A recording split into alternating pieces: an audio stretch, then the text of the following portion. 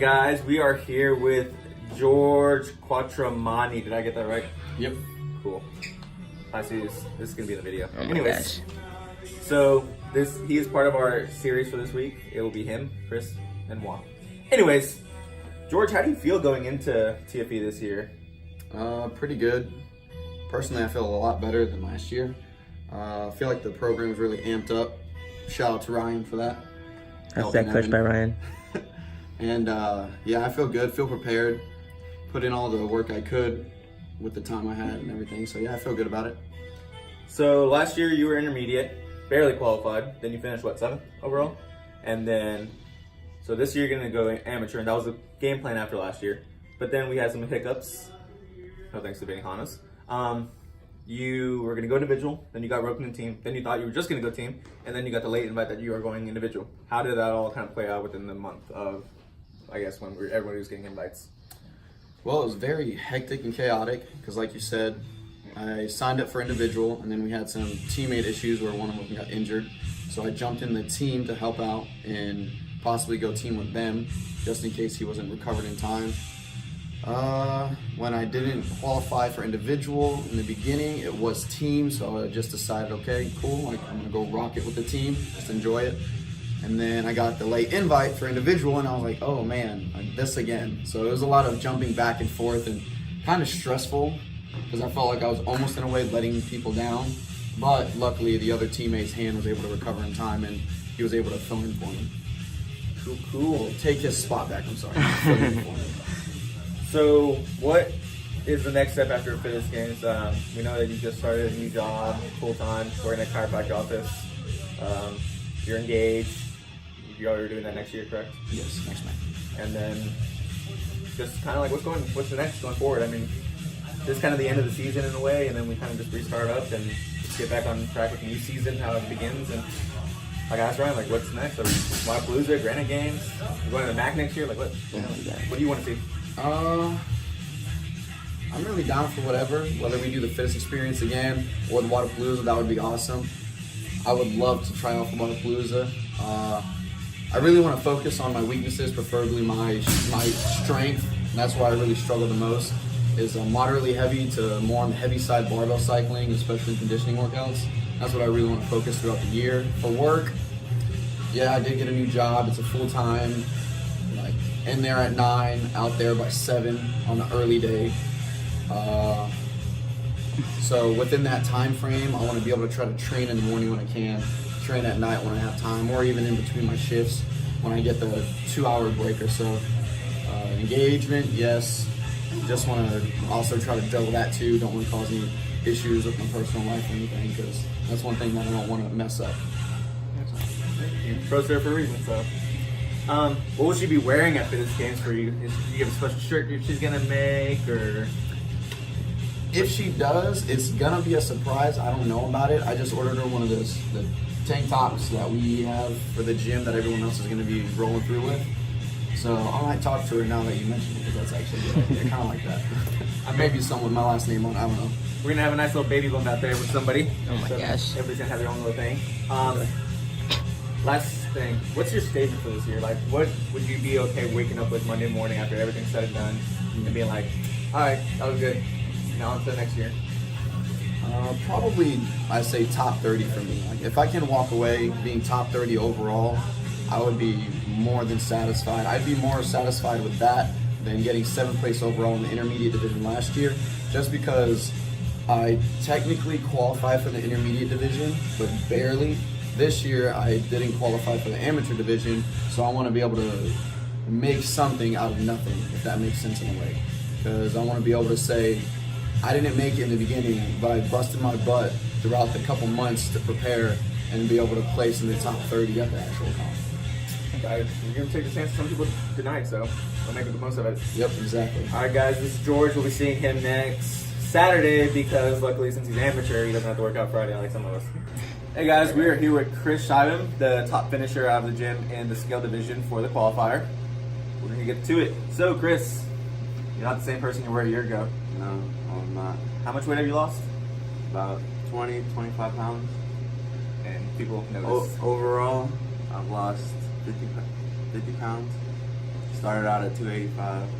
Now I'm sitting around 235. Shout out RP, right? Not RP. That was before RP. Oh. So, and how have you felt like throughout this entire change? Well, throughout my journey, I've been able to get my gymnastics more down. I've felt better running, doing all the cardio stuff. And I mean, it shows in my workouts. So. It does, because he is the bike and rowing god currently. Sorry, Evan. You will sit at number 2, Drew at number 3.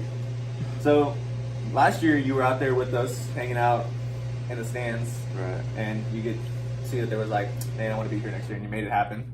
Right. How does that feel to be able to know you qualified, know it's like, hey, Right. This year I'm not going to be sitting down watching, I had to be part of this thing. Yeah, I mean, it feels great to be a part of this thing. Be an athlete in the competition last year, sitting in the stands, cheering on my friends. I felt good cheering them on, but I would have rather been on the floor than in the stands. But this year I'll be on the floor, so. Yes, you will. You might be in the same team, you probably won't though. So what's the future look like after Fitness Games? I mean, it's time to go to work. I got a little baby boy coming. Gotta make some money. Shout out Mason. Little Mason Noah. Ooh, we got the name right here, guys. You heard it here first. So training will take less priority. I'm gonna be working more. So, and then once he comes, he'll take the top priority. Mm-hmm. Well, Mason Noah gonna be around this gym. I'll be looking out for him. Feature CJ Cummings. Yeah, future CJ coming. So what's your statement that you want to leave at Fitness Games this year? What would you be happy with waking up Monday morning saying, you know what, I didn't podium, or maybe you do podium, but like what's the one thing that going into that you want to be able to show people? Like, So this is like a whole new experience to me. I mean, I've competed before, but this is like a bigger stage, and it's individual. So as long as I have fun and just hit every workout hard, I'll be happy with it. Wake up Monday morning, whether I do the best or do the worst I did, as long as I had fun and had fun with my friends, that's all that matters. Shout out to Team Test Sunday Legends. night, Cinco de Mayo. Look for us in Austin. Yeah, Also, Sunday night. boy turns 21 4 days later. It's gonna be a real big week afterwards. It's gonna be a nice recovery week, huh? Well, guys, make sure to look out for Chris. He'll probably be in the furthest heat from the beginning on scaled. So look out for him. Look for Guapo. All right, we're here with the Eric Tejada. How you doing? Eric Tejada. Yeah, you're the only one we have. I know. Well, you're the Tejada now. Yeah, I know, right? Sorry, George. Your brother's gone. All right. So last year you had that chance, right? They gave you a chance from the leaderboard, right? Now this year you earned it, right? You were what spot? I finished 167th this year out of top 180 needed to go. So that was cool being able to see my name in the top of well, not in the top of the leaderboard, but inside that leaderboard that I needed. So I knew like that moment I'm in. Yeah. So you obviously training went a lot better this past year, right? So how was last year different than this year, life-wise, training-wise, in the gym? I would say life-wise last year, I was focused more on the idea of Fitness Games than like kind of the whole concept of it. So kind of this year with my training, I realized every piece that I did, whether it was like an extra round in an AMRAP or going faster on another, like on a rounds for time, meant the difference of placings this year. Because, last year we saw that real quick.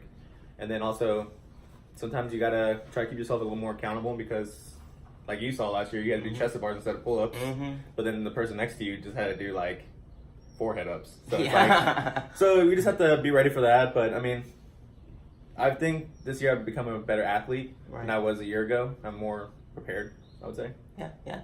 So you went and got your level 1. Yes, I did. All right. That's exciting. So what do you hope for in the future? What are you looking for? Whether it's in the gym or life and... Ryan, what's my L1? I'm just kidding. But yeah, I'm really excited. Hopefully I get the opportunity to coach. Been looking forward to that for a couple years now. I think maybe after 5 years I've matured enough to where I've seen enough as a member myself, and now I can hopefully influence other members and help other members. So that's kind of the plan for that. Yeah. We'll see how that starts going soon. Yeah. So let us in a little secret. What does training day look like for you, and then how do you recover after a day like yesterday, Wednesday? Well, training days, I used to be kind of worried about how my training days would go because I had to go to class. I can't do anything before, but I think yesterday was a great example. I got in here, I did the complex that we had to do for next week. I did the EMOM, which was horrible. Mm-hmm. Then I went and did the cleans, which I did not think I was going to do well on. And that's kind of shows how this sport evolves. You get, like, I didn't think I was going to hit my percentages, and luckily I was able to. That's awesome. So that's awesome. And then doing the class after that, and, you know, I walked out of here feeling great, feeling ready for next week, but, like, not worried as much as I used to be, like, have to get it in order. I have, you know, just getting it all in. Mm-hmm. Mm-hmm. But it makes it even better when you're training with people Right. that want to do the same. Right. So give us one statement that you'd be comfortable with saying after the Fittest Games. I want to be able to show Big Boy can run.